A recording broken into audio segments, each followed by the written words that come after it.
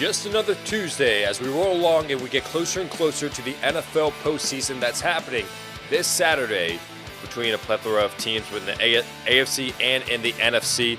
We want to get you guys caught up on all the NFL news and notes as we turn the page on Week 18 and we look forward to the NFL postseason. Hello everyone, welcome to a brand new episode of Time2Football. My name is Hassan Khan, the host of this channel that we like to call Time2Football, in case you couldn't fill that in. Glad you guys are able to join us on this wonderful Tuesday morning as we've got NFL news and notes to cover on this show, as well as talking about the head coaching vacancies. I think that's probably the biggest news that's going on right now as far as the last 48 hours. Who's in, who's out, who's getting fired, because it's a plethora of head coaches. Yes, we already know that 4 positions are available, given that the Las Vegas Raiders aren't looking for a head coach right now. I'd figure that they wouldn't be. And then we also have a numerous amount of head coaching candidates that could also be looking at offensive coordinator and defensive coordinator positions as well, because a lot of those positions are being let go as well. General manager positions, those are also on the back burner for a lot of teams. I shouldn't say back burner. I mean, I think it's a priority, but I think a lot of people want to see who the head coaching candidates are and what general manager is going to fit in for a team that needs a general manager and a head coach. I think, if I'm not mistaken, I think the Minnesota Vikings are the only team, and the Chicago Bears are the only teams that are looking for both a general manager and a head coach. Other than that, everybody else pretty much has a general manager at this point. I encourage you guys to continue to join us in the live chat. If you guys have any sort of questions that you want answered, if you guys just want to talk about football, whatever it may be, please join us in the live chat. Ask any sort of questions that you may have, and we'll be sure to dedicate a segment later on in the show to talk with you guys. So we're going to get into NFL news and notes here in just a bit, but before we do all of that, what we do every Tuesday is we look back at last week and we give you our hungriest player of the week.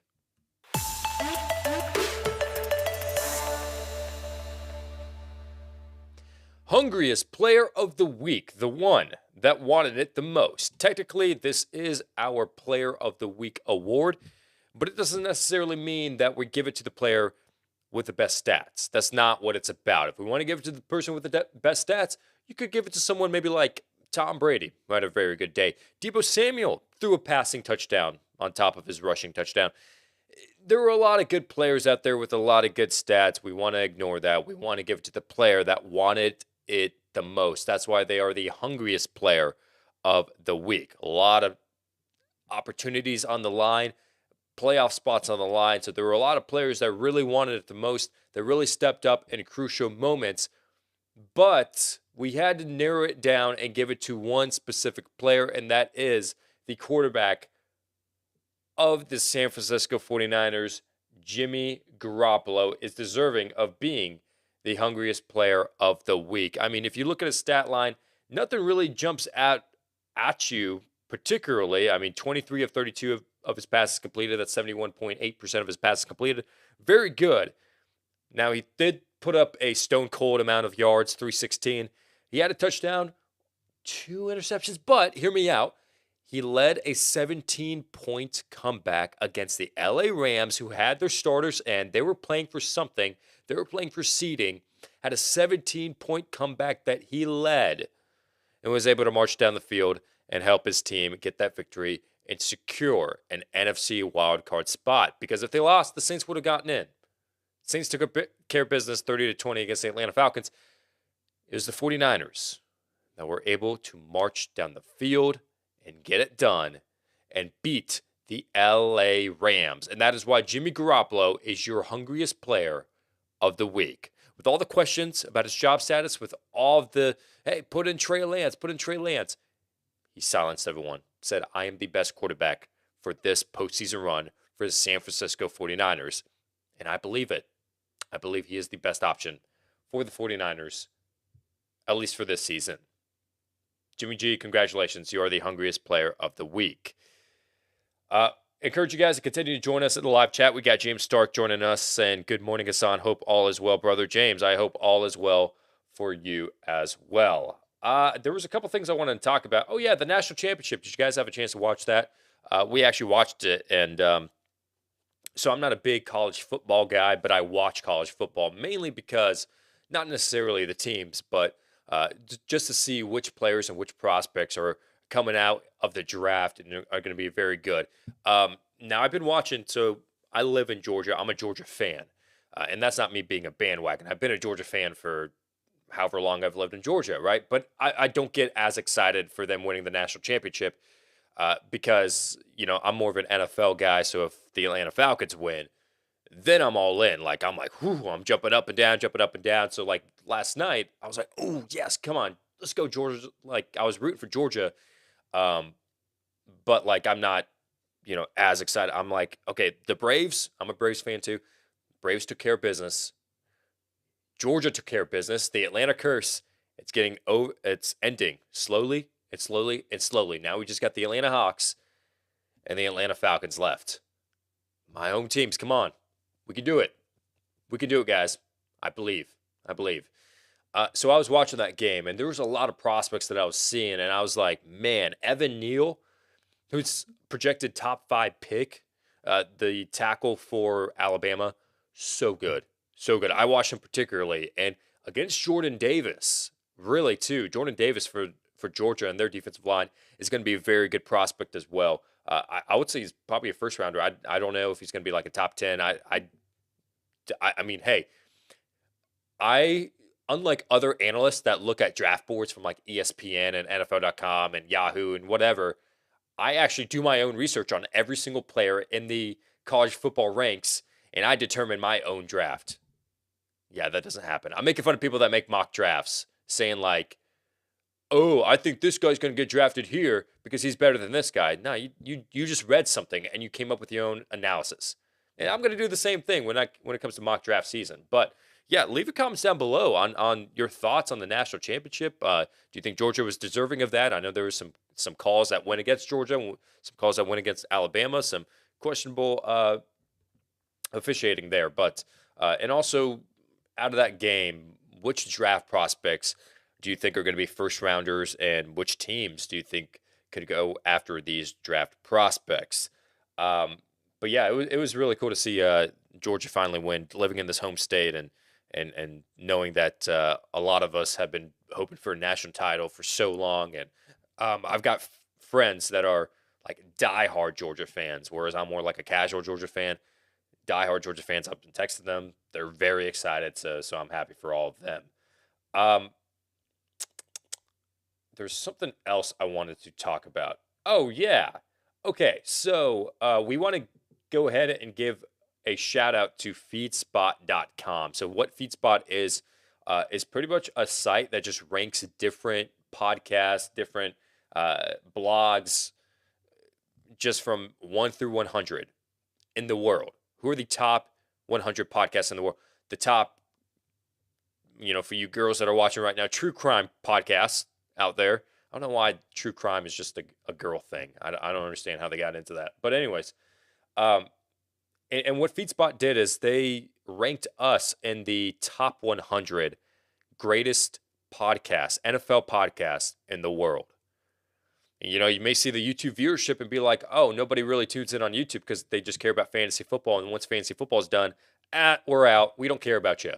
But on iTunes, we've been able to get a little bit of a following going on there. So for you guys that are listening to us on the go on the podcast app, thank you for joining us on that podcast app. We've got about a few hundred people that listen in every day.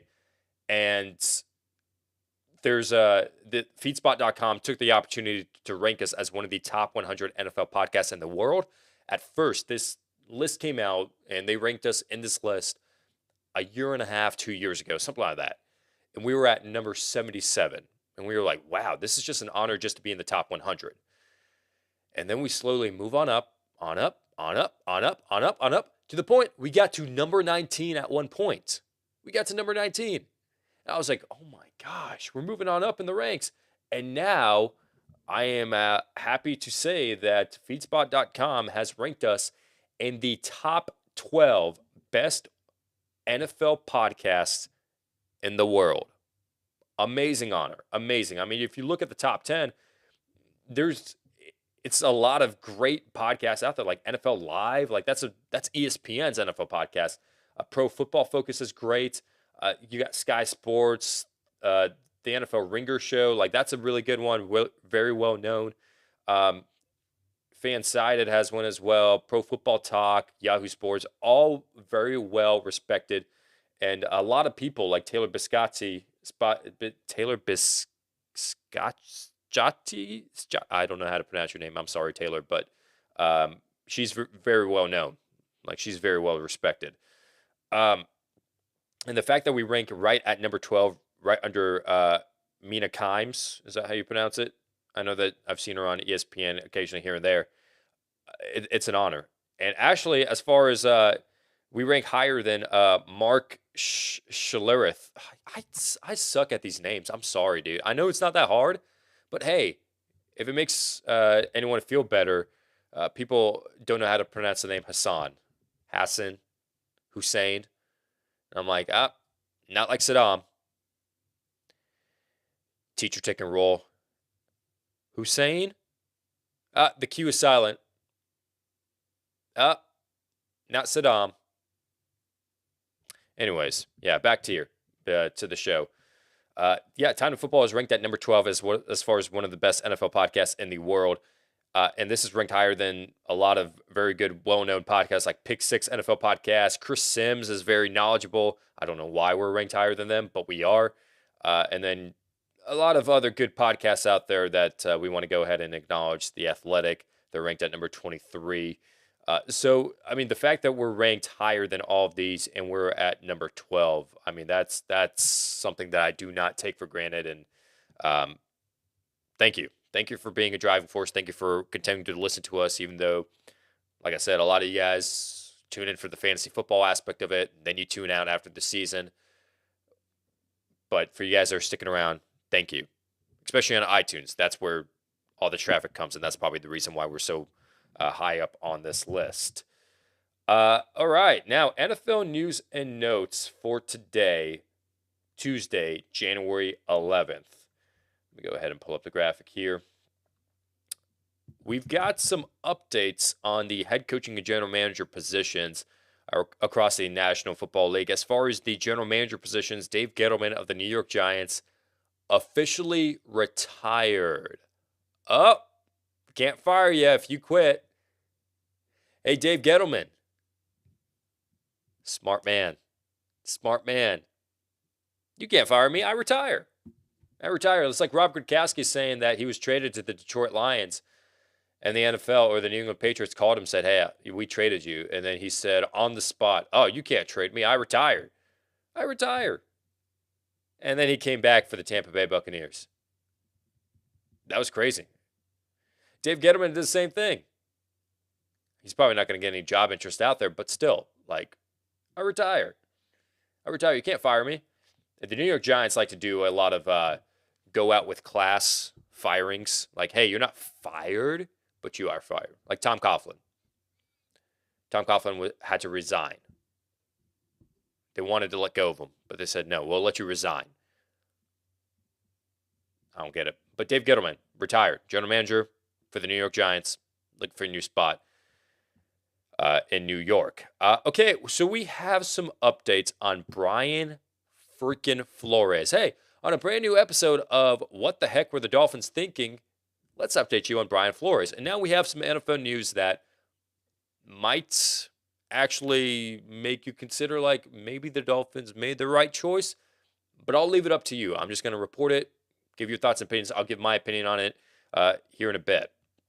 But Brian Flores, according to Adam Beasley of Pro Football Network, so he's a well-respected journalist. He actually worked for the Miami Herald as a reporter. So if you work for the Miami Herald, you have a good connection with the Miami Dolphins. You have some good sources. So that's why I'm mentioning him on the show, because some of the stuff that he's going to say, like, you got to understand that there's some weight to it. He's not just BSing everything. Like, he has some sources down there that know their stuff. But according to him, Brian Flores was let go And per Jeff Darlington of ESPN as well, he was fired over the relationship aspect of the general manager, between him and the general manager, between him and the players, between him and Tua Tagovailoa as well. Brian Flores was let go because of his relationships. And let me break that down in just a bit. He would embarrass his players in front of their teammates. I don't know to what extent. Maybe if they did something wrong in practice, maybe I don't know.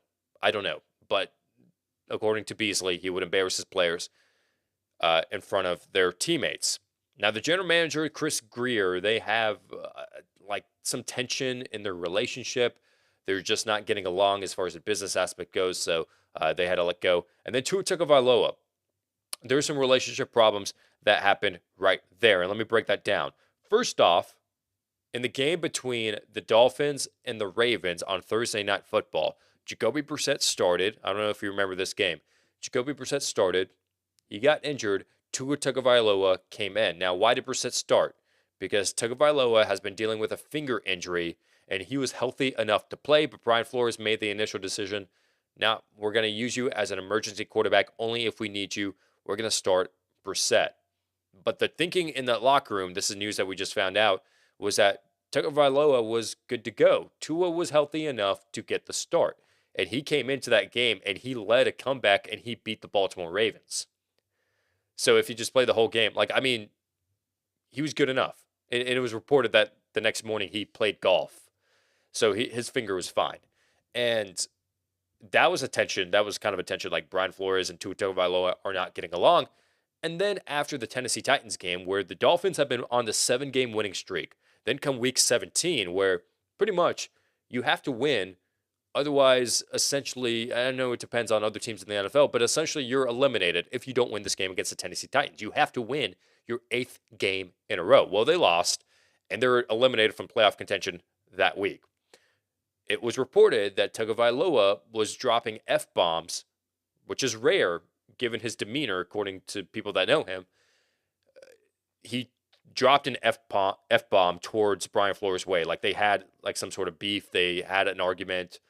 And Tagovailoa was not happy with Brian Flores. Well, to add fuel to the fire with this relationship between Flores and Tagovailoa, Deshaun Watson, all season long, Flores has been saying, nope, Deshaun Watson is not in the conversation. Tagovailoa is our guy. And we're thinking to ourselves, okay, he is. That's what you're saying. But why is the owner, why is the general manager making a strong push for Deshaun Watson? Like, this is no news. Like, they're going after Deshaun Watson heavy, but then you have the head coach here saying, nope, Tua Tagovailoa is our guy. There's something's not adding up. Well, it turns out there's reports out there right now saying that Brian Flores, actually, as a matter of fact, was a quote-unquote driving force between the Dolphins and Deshaun Watson. He wanted Watson to be his quarterback, but in front of the press, in front of the media, he was saying, no, Tua is our man. Behind the scenes, he didn't believe in Tua. He wanted Watson this whole time. So that just adds into the relationship and things that were going on with Brian Flores, with Tagovailoa, with the general manager, Chris Grier.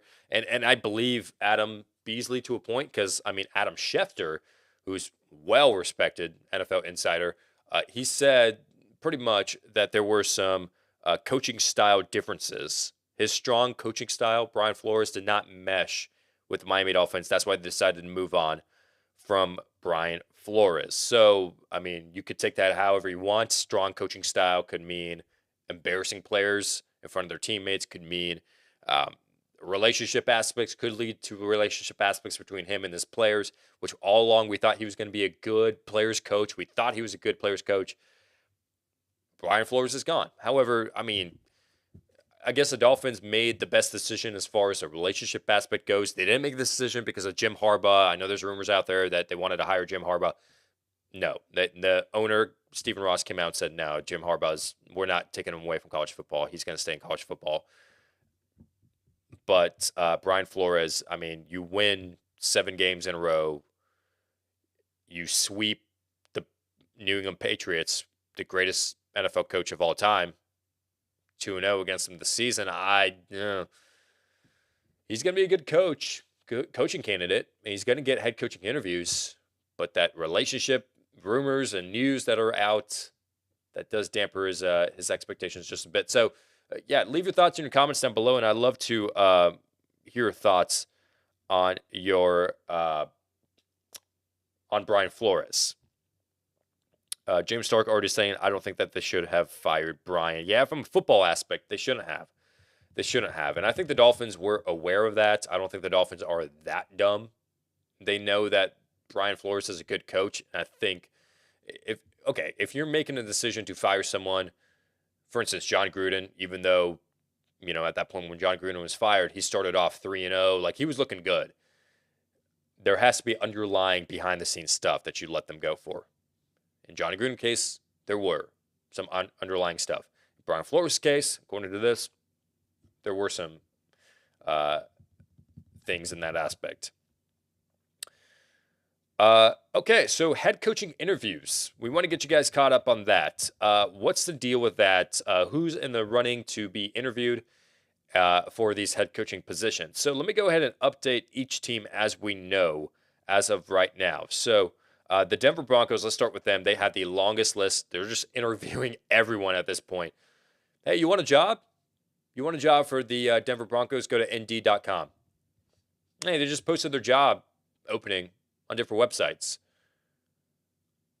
Monster.com, not monsters.com. Monster.com.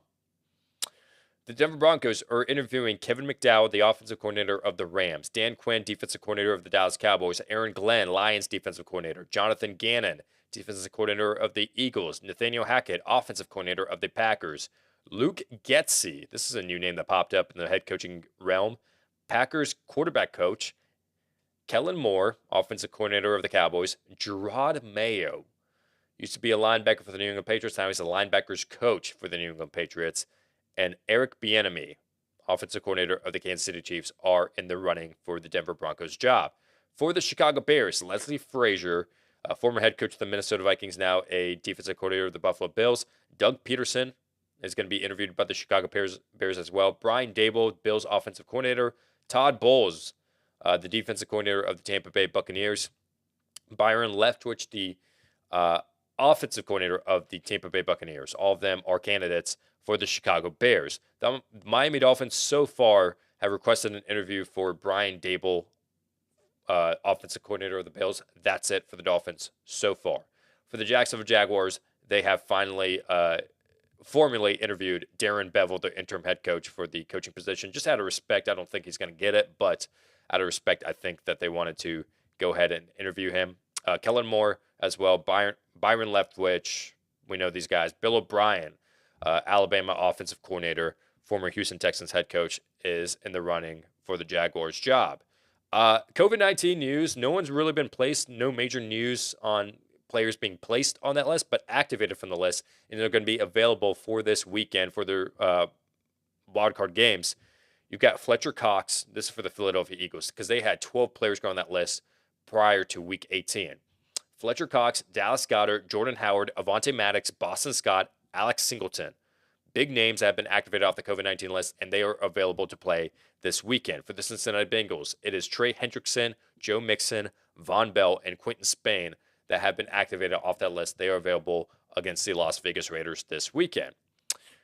Darius Philon, big game against the Chargers. Huge game. Defensive tackle. He suffered a significant knee injury during that game, and he is unfortunately out for the season. This is a big blow for the Las Vegas Raiders. Already thin defense. And then finally, Miles Sanders, according to head coach Nick Sirianni, dealing with a fracture in his hand, has a chance to play this weekend against the Tampa Bay Buccaneers. That is your NFL news and notes for today. Let's get you guys caught up on head coaching vacancies. So we already mentioned the positions that are available. The Minnesota Vikings, the Miami Dolphins, the Chicago Bears, Las Vegas Raiders, but I don't think that they're looking for a head coaching candidate right now. They got other things to worry about. And then you've also got the Miami Dolphins, if I did not mention them. Let me go ahead and start that over. Make sure I got this correct. The Denver Broncos, Chicago Bears, Miami Dolphins, Jacksonville Jaguars, and the Minnesota Vikings are all in the running for a new head coach. the Raiders as well, but they're worrying about their playoff game. But ranking these head coaching positions, what is the worst and the best head coaching positions available at this point? I mean, you got to go from worst to best because you got to look at the pros and cons of each team. And we're gonna go ahead and name all 5 of these head coaching vacancies from best to worst or worst to best, and let you guys know which one is the best head coaching vacancy available for 2022. Let's first start off with worst to best. Number 5, I'm going to say it's the Jacksonville Jaguars. I think this is pretty obvious at this point. Probably worst on a lot of your guys' list. There's not really much going for them. I mean, the pros of it, Trevor Lawrence, once in a generation talent, could develop. Yeah, you have that upside of Trevor Lawrence. You have the number 1 overall pick, which you could draft someone or you could trade down. And then you also have great weather. That's it.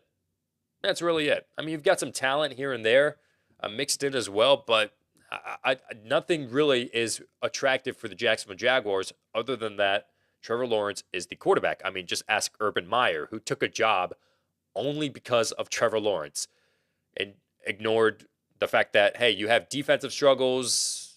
You want to get Travis Etienne in the first round instead of getting like an offensive lineman that you really need. Like, there's a lot of aspects of the Jacksonville Jaguars that need some work, and that's part of the cons of it. They have so many holes to fill, and it's going to take some time before they are a winning team. It could take another year. It could take another 2 years.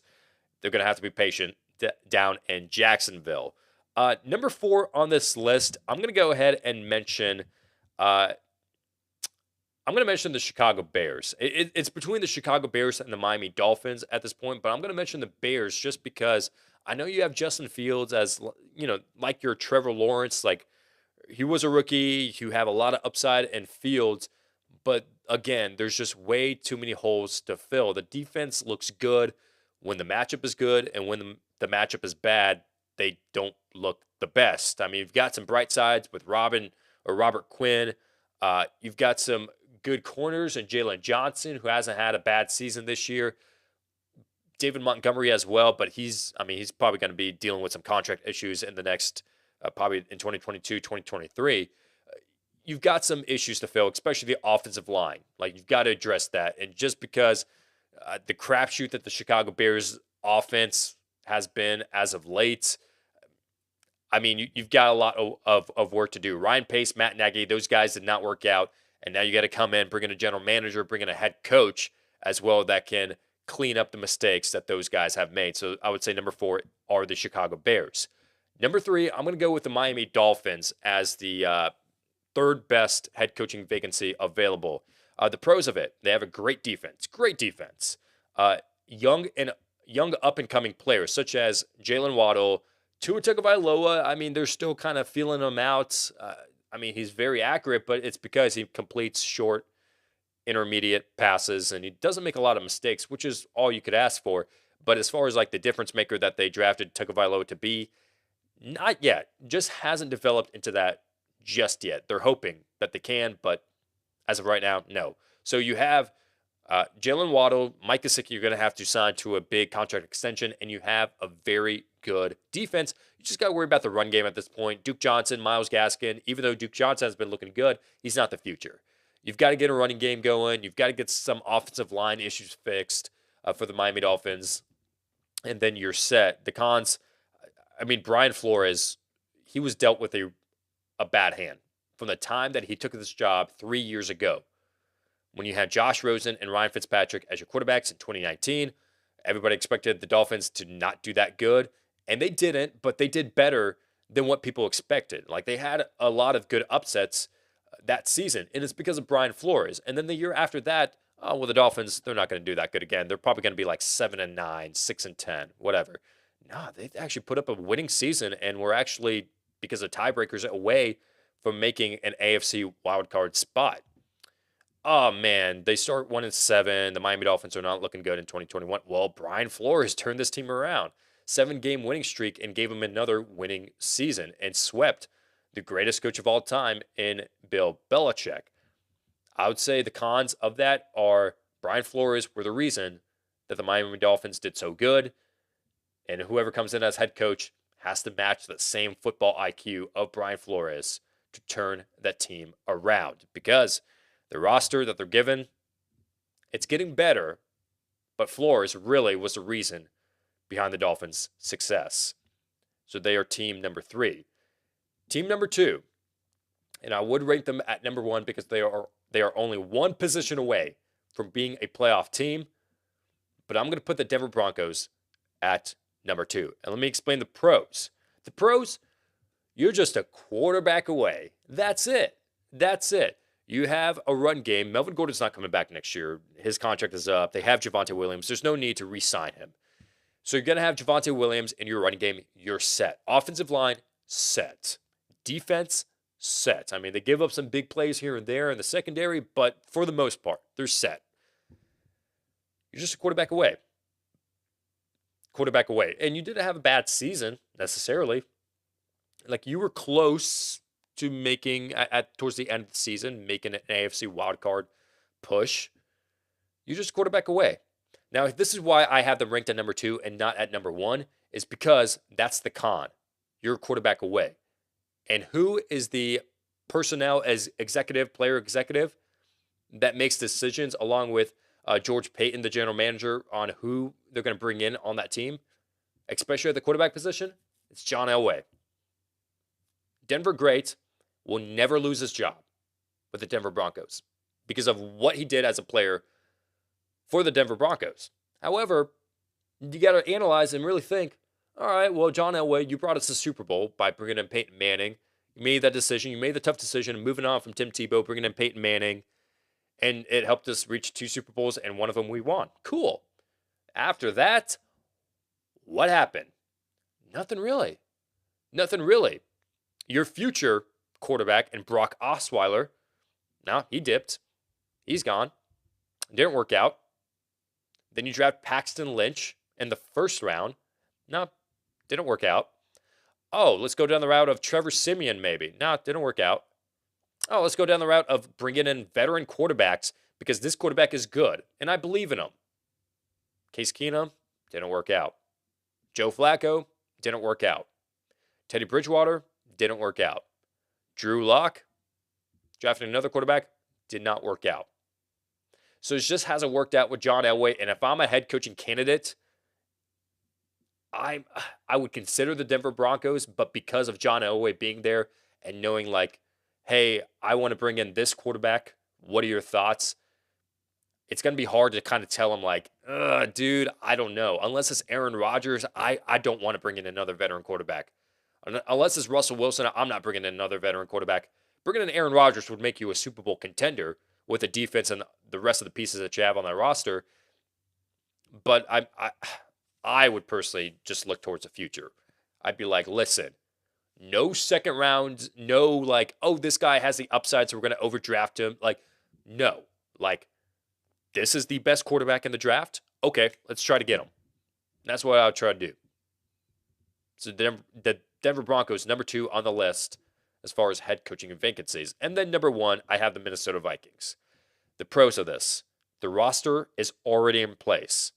They were just a couple games, 2, 3, 4 games away that they gave up, they blew from being an NFC wildcard team. I mean, comparable, they could be talent-wise, they could be comparable to someone like the Las Vegas Raiders, like the Cincinnati Bengals. Like, they're not the best team in the NFL, but they could be like, oh, they could make a push in the playoffs. They could be dark horses. And that's why the Minnesota Vikings, I'd say, are the most attractive head coaching vacancy out there on the NFL market. The roster is there. Mike Zimmer has had some very good success with the Minnesota Vikings. And the reason why he got fired is because of the collapses that he had. He was not able to finish games. He just wasn't able to. So if you get a head coaching candidate in there that actually does a little bit better and was able to finish out those 2, 3, 4 games that they ended up losing, you're fine. You're fine. You've got the quarterback there in Kirk Cousins. Regardless of what everyone else says, Kirk Cousins is fine. He's okay. He's the quarterback. You've got Dalvin Cook in the running game. The offensive line is not that bad. The defense isn't that bad. The secondary needs some holes to fill in, but it's still a very good job. And might I also add that Aaron Rodgers more than likely will not be returning to the Green Bay Packers, so the NFC North wide open. And who are the favorites if Aaron Rodgers were to leave? The Minnesota Vikings. So whichever head coach takes the Minnesota Vikings job, as long as you don't mess it up in free agency, as long as you don't mess it up in the draft, you already have the roster. The competition isn't really necessarily there in the NFC North. You can win that division. You can run that division for the next 2-3 years or so. So that's the order of the head coaching vacancies, I would say, are the worst to best. So to recap, worst, Jaguars. Second worst, the Bears. Then we go down the list, the Dolphins, then the Broncos, and then the Minnesota Vikings are the best head coaching availability. Leave your comments and your thoughts down below on that list. Actually, as a matter of fact, let's go ahead and acknowledge the live chat. What are you guys saying? Let's go ahead and interact with you guys and talk about football here. We've got Corey talking about. You're talking about fantasy football. Okay, let's say what you're saying about fantasy football. Took one of the worst bad beats ever in my ESPN league. Ooh, not good news. Led by 27 points. Oh, okay. All players done going into the last game. Opponent had Herbert. His very last completion on 4th and 9 in overtime gave me the 288.56 to 288.26 loss. Oh my gosh, dude. I have been there before. I have been there. Trust me. 2020, I lost 2 games by like less than a point. Actually, this year, I lost by less than a point. I talked about how, I don't know if you guys remember week 2, Monday Night Football between the Lions and the Packers. He had the Packers defense. I had TJ Hawkinson. Hawkinson went off in that game. He was doing great for me. I ended up losing by less than 1 point because of a stat correction. Because Jared Goff dropped back. It was going to throw the ball, but for some reason, it slipped out of his hands. No one touched him on the Packers defense. No one recovered it. It slipped out of his hands. Oh, I'm going to recover it, fall on it. Play over. No one touched him. No one touched him. But because of that, the ball slipping out of his hands, the NFL later on after the game decided, oh, let's count that as a fumble forced by the Green Bay Packers.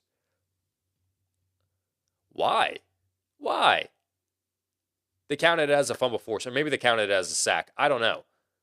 Regardless, I lost by less than 1 point. I beat the guy by more than a point, and then I lost by less than a point after that counted. So I understand the struggle, man. And I've been there before, like when the Tampa Bay Buccaneers got blown out by the Saints on Sunday Night Football last season in 2020, they could have taken Drew Brees out of the game, but they kept him in the game for some reason on the goal line, and he threw a touchdown. I lost by less than 1 point, and then the drive after that, they took him out of the game. So that was his last play of the game, and I was like, of course, I'd lose. So listen, I've been there, man. I've been there. It's a struggle. Sean Landry is saying, good morning. Byron Leftwich to Chicago would be a great fit. He could definitely grow and develop Justin's skill set and help build the offense around him. Yes, I agree. Now, here's the thing and this is what we need to consider with Byron Leftwich. How much of that is actually Byron Leftwich and the success that they had in Tampa Bay, or how much of it is, Tom Brady's there, Chris Godwin's there, Mike Evans is there, Leonard Fournette's there, Rob Gronkowski's there, Mike Evans, like, how much of it is actually him being a good, and I'm not denying that, like, he's not calling the right plays. He's calling the right plays, but it's able to be executed so well because they have such the talent there. So that aspect kind of worries me in the sense of, can he be a great head coach if, like, he comes into a place where The roster is not that good, like Chicago or Jacksonville or wherever he wants to go. And can he really have success? And I'm rooting for the guy. I hope he does. But that kind of worries me because when he was the offensive coordinator in Arizona under Bruce Arians, I mean, nothing really stood out to you. You know, like he didn't do bad, but nothing really stood out to you. So, yeah, that's just my only worry with Byron Leftwich. Chauncey TV, Broncos could have had Kaepernick. They tried to get him when he was under contract with the 49ers and pay him less, but haven't tried to get him as a free agent quarterback. Yeah, unfortunately, the Colin Kaepernick dilemma, saga, era, whatever you want to call it, is officially over. It's officially over. I know there's a lot of people out there, like, for instance, the Tim Tebow guys, the Tim Tebow fans, they don't want to acknowledge, like, oh, Tim Tebow's NFL career is not over. He can still get a shot. It's over. It's over. Colin Kaepernick, oh, he could still get a shot. It's over. It's over. And now he did get some interest in 2020 when, the whole, like, Black Lives Matter, George Floyd, that was going on. Then teams were like, okay, like, let's give Colin Kaepernick a shot. And I don't know if he was brought in for a workout. I know that the Seattle Seahawks, if I had to pinpoint any particular team that showed the most interest in Colin Kaepernick, it was the Seattle Seahawks in the span of the last 4 years or whatever it may be. But unfortunately, at this point, I think it's gotten to the point where, he's gotten older. Should he have gotten a job right after he was released by the San Francisco 49ers? Absolutely. Absolutely. And if you want to ask my personal opinion, I'm not getting political. I'm not doing any of that. I'm just reporting it as, like, just my thoughts on it. And this isn't me siding with one side or anything like that. So I'm being careful with that. But I do honestly believe that there were some general managers out there that saw what Colin Kaepernick did with the 49ers off the football field and thought to themselves, we don't want that. We don't want that. We're not even going to consider the idea, even though he threw 16 touchdowns and 4 interceptions. And you could say, like, well, he's a bad quarterback. Why would he get a job? He was way better than a lot of quarterbacks that were on rosters. He was. But yeah, some general managers made the conscious decision of not hiring him or not giving him a shot. Hence why Roger Goodell apologized to Colin Kaepernick later on once George Floyd and all that happened. Anyways, I'm not going to get into anything. I'm not saying I'm on either side or anything like that if there is sides to choose. But just as far as football goes, Colin Kaepernick, I think the window for him having an NFL job is over. And the Broncos actually did offer him a contract, I think. Maybe there's some stubbornness on Colin Kaepernick's side as well. Like the Denver Broncos offered him a contract, according to John Elway, and he turned it down because he thought, no, I want starting quarterback money. He was like, well, we're bringing you in to be a backup quarterback. No, I don't want to do that. So there was some stubbornness on Colin Kaepernick's side as well.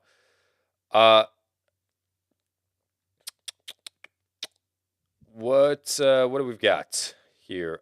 Level Up saying putting the Vikings way too high. Okay, yeah, and that's a good opinion. I mean, I don't think that there's anything really wrong with the Minnesota Vikings other than maybe their secondary. And they have some holes on defense that they could fill in on. And Kirk Cousins is aging, but as far as, like, right now, given the circumstances, given that Aaron Rodgers is going to leave Green Bay, given that the reason they're out of the playoffs is because of blown leads, collapses in the fourth quarter, and that's all because of coaching. And if the coaching was right, they would be an NFC playoff team. Then you got to think to yourself, okay, Minnesota Vikings, yeah, it is an attractive option. Sean saying, worst agreed is Jacksonville, but there is a ton of youth there and promise with Lawrence. Just need the right coach. Best is Denver, so they just need a quarterback. Yeah, and I struggled between Denver and Minnesota, and I put Denver at number 2 just because of John Elway, man. I don't want him to bring in another veteran quarterback unless it's Aaron Rodgers. Because, dude, if you bring in Ben Roethlisberger, who's another quarterback that they can bring in? Cam Newton. That would be such a John Elway thing to do, man. I'd be like, oh my gosh, man. If you bring in Andy Dalton, Dude, that is such a John Elway move. Such a John Elway move. Just look at the draft. Look at the draft. You don't have a terrible pick. You pick inside of the top 15, inside the top 10, if not. Look at the draft. Hey, who are you picking? Pickett? Pickens? Kenny Pickett? There's some good quarterbacks out there. That's just my options or my opinion. Brady Evans Godwin is the reason Leftwich is successful. However, sometimes former players make the best coaches. Dan Campbell, by example. Yeah. He could be a player's coach. Like, he could come in, turn the culture around, like something that Matt Nagy really didn't do, and obviously something Urban Meyer he changed the culture, but in a bad way. Leftwich could be a good coach for that example. Do you think Kellen Moore would be a good option in Jacksonville? This is from Roger. Could develop Lawrence and still have ETN coming back. I don't think it's a bad option. I don't think Kellen Moore is a bad offensive coordinator at all. Like, he did well in Dallas, and this is because I know the track record of Dak Prescott being there, and the Dallas Cowboys have had a good offense, even when Jason Garrett was there and when Mike McCarthy took over. He was able to do so many things with Andy Dalton, and I think he's going to be a good head coach. I really do. And with Trevor Lawrence there, with Travis Etienne coming back, he could be very creative. Just in the fact that, like, hey, Ezekiel Elliott, Tony Pollard, the way that they're using both those running backs, you got James Robinson and Travis Etienne now. Like, I'm excited to see how they're going to utilize all of that if Kellen Moore were to come in, having that experience of Ezekiel Elliott and Tony Pollard. Having an upcoming once-in-a-generation quarterback in Trevor Lawrence, that should be good as well for him. Now, is he going to be calling the offensive plays, or is he going to hire an offensive coordinator that's going to be calling all the offensive plays? That is yet to be seen. But Kellen Moore, yeah, very good candidate. I like him a lot. And Sean put it in his opinion, not a bad option at all. He played a similar style offense in college at Boise State. Yeah, he did. He did. Had some success in Boise State back around 2011 is when he played. I want to say that he was like a record holder. Was it like the most passing touchdowns at one point? I might be wrong, but I think that's what it was. Corey saying, and now they've all seen his NFL Combine commercial. Are we talking about Colin Kaepernick? I haven't seen an NFL Combine commercial. Dude, do I have time for this? I was in an NFL Combine commercial. I am not even kidding. Gosh, dude, can I? All right, I got to show you guys this. I'm going to take some time. I know I'm already going over, but I got to go ahead and show you guys this. Oh, man, run, Rich, run.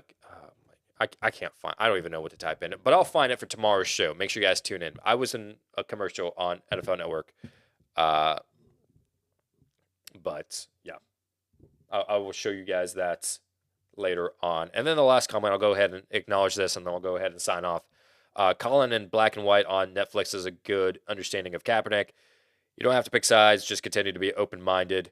Good. Hey, Chauncey. Yeah. I appreciate you commenting that. And again, I am open-minded. Dude, I am the most open-minded person in the world.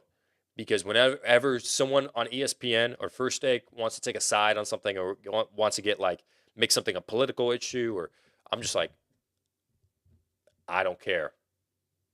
Hey, I don't care. Not being me being insensitive about an issue, but like, I don't care. I'm going to leave all that out of here. I'm not going to make this show about anything political or picking sides or anything, or giving opinions on controversial issues or anything. I don't care. I want to talk about football. That's all I want to do. So, yeah, you hit it, Chauncey. Keep an open mind. Keep an open mind for sure. All right, I'm going to go ahead and sign off right here, but I appreciate you guys tuning in to this episode of Time2Football. Make sure you guys subscribe to this channel and stay up to date with all the NFL news and notes that we've got going on for this week prior to the NFL playoffs. Much more content to come out with in the month of January leading up to the Super Bowl 56, including some player interviews that we might have a chance to interview some players for the Super Bowl, whichever those teams are. With all that said, thank you guys so much for watching this episode of Time to Football. And remember, John Elway